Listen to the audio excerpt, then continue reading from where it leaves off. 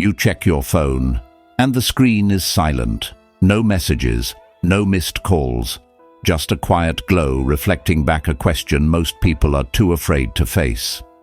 Why does no one stay? Meanwhile, the world parades connection like a trophy.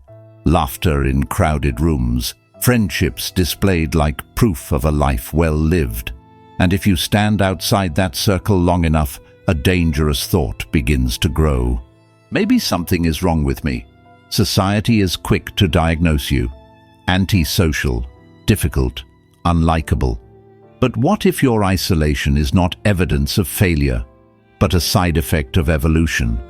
What if the very traits that separate you are the same traits that protect you from mediocrity?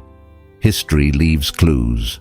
The individuals who saw further, thought deeper, and refused easy belonging were often misunderstood long before they were respected.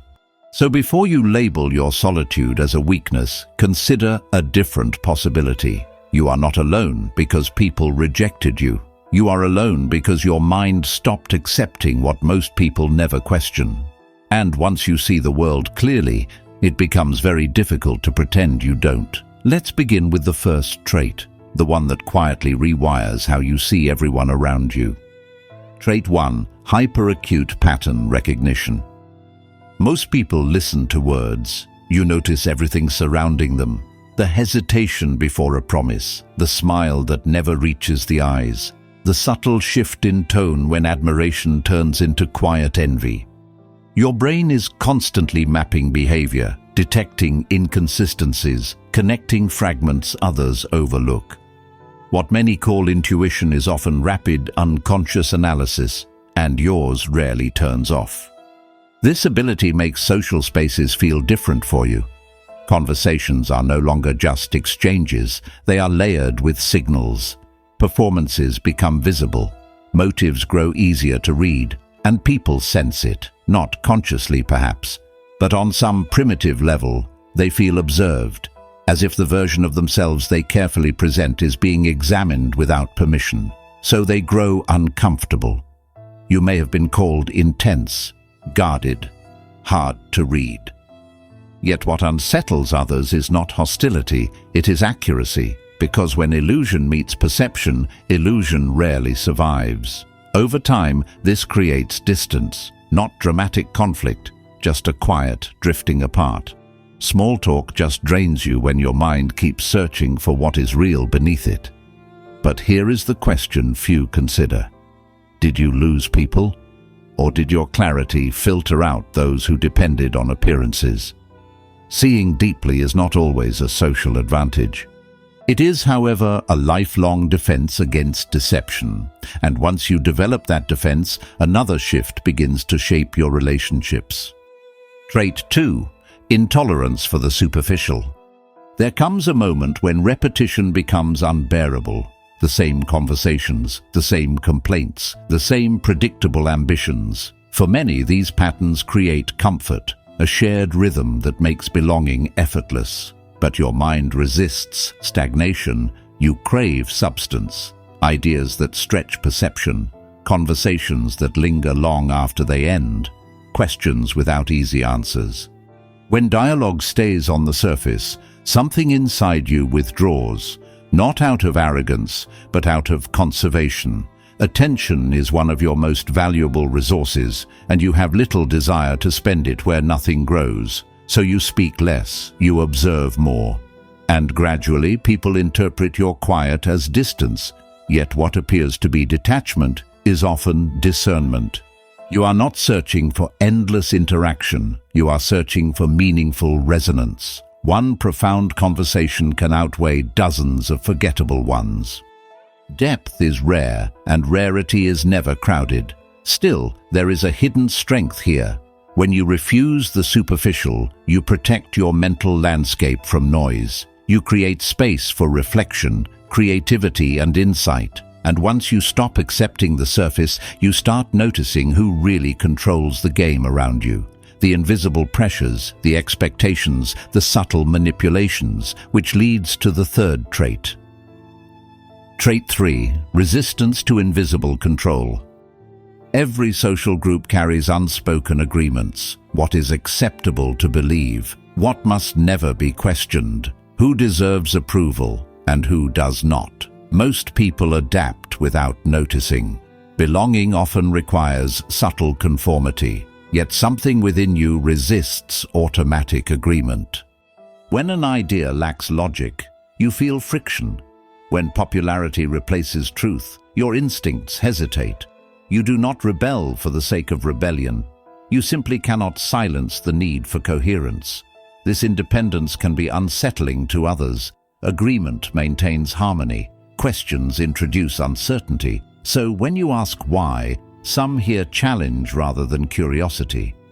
Over time, you may have discovered that independence carries a quiet price. It is easier to include those who echo the group than those who evaluate it. But consider what you gain in return. The freedom to shape your beliefs deliberately. The ability to step back from collective emotion. The strength to stand without borrowed certainty. Yes, autonomy can feel cold at first, like stepping into open air after leaving a crowded room. Yet in that space, something powerful happens. Your life stops being negotiated and starts being authored. And once you begin authoring your path, attention naturally shifts toward building something meaningful. Trait 4. The builder's focus. While many move through life reacting to what appears next, you often feel guided by something internal. A vision, a direction, sometimes only a quiet sense that your time must be used carefully. You become absorbed in learning, creating, improving. Hours disappear inside concentration. Progress, even slow progress, brings a satisfaction distraction cannot replicate. This orientation changes how you relate to time itself. Moments are no longer just experiences, they are investments. And naturally, constant social activity begins to feel incompatible with the life you are trying to construct. History reflects this pattern repeatedly. Individuals devoted to mastering a craft, pursuing discovery, or reshaping ideas often spent long stretches in solitude, not because they rejected people, but because creation demands uninterrupted thought. There is a season in transformation when the caterpillar dissolves before it becomes anything new. From the outside, that stage looks like disappearance. From within, it is reorganization. If you are in such a phase, the silence surrounding you may not be emptiness at all. It may be incubation. Focus isolates you, but it also exposes mirrors you didn't expect. Some reflections are uncomfortable. Prolonged focus alters how others perceive you. Invitations slow. Casual connections fade. And unexpectedly, your presence begins to provoke reactions you never intended, because without trying, you start reflecting things people are not ready to see. Trait 5. The unintentional mirror. Have you ever noticed that some people form opinions about you before truly knowing you? Sometimes admiration, sometimes resistance, often without explanation. This happens because self-contained individuals act like mirrors. When you are comfortable standing alone, you quietly challenge the assumption that fulfillment requires constant validation.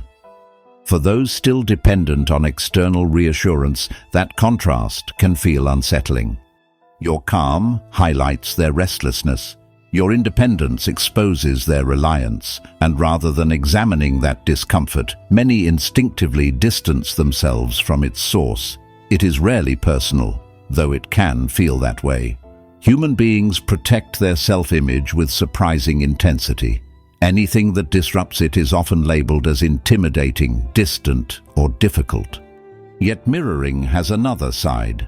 It attracts the rare individuals who are equally self-aware, people unafraid of reflection because they have already begun confronting themselves. These connections are seldom immediate, but when they form, they carry unusual depth. Until then, the path can feel solitary, especially when your attention is already oriented toward what lies ahead rather than what surrounds you now. Trait 6. Future-oriented thinking.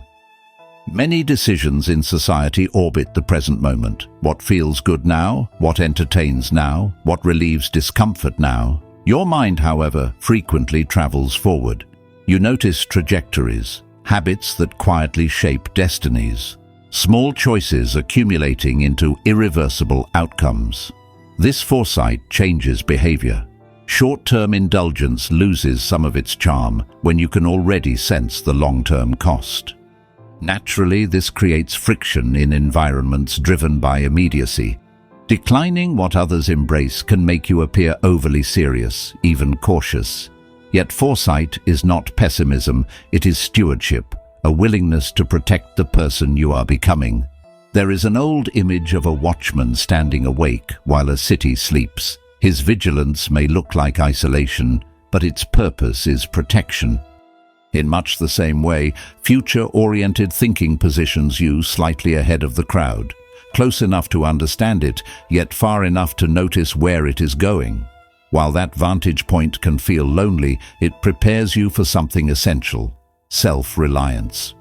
Trait 7. The self-sustaining mind.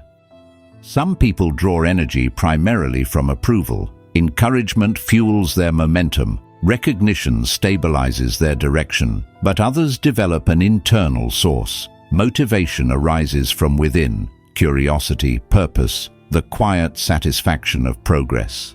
You pursue knowledge because understanding matters to you. You refine your abilities because growth itself feels rewarding. And it changes everything.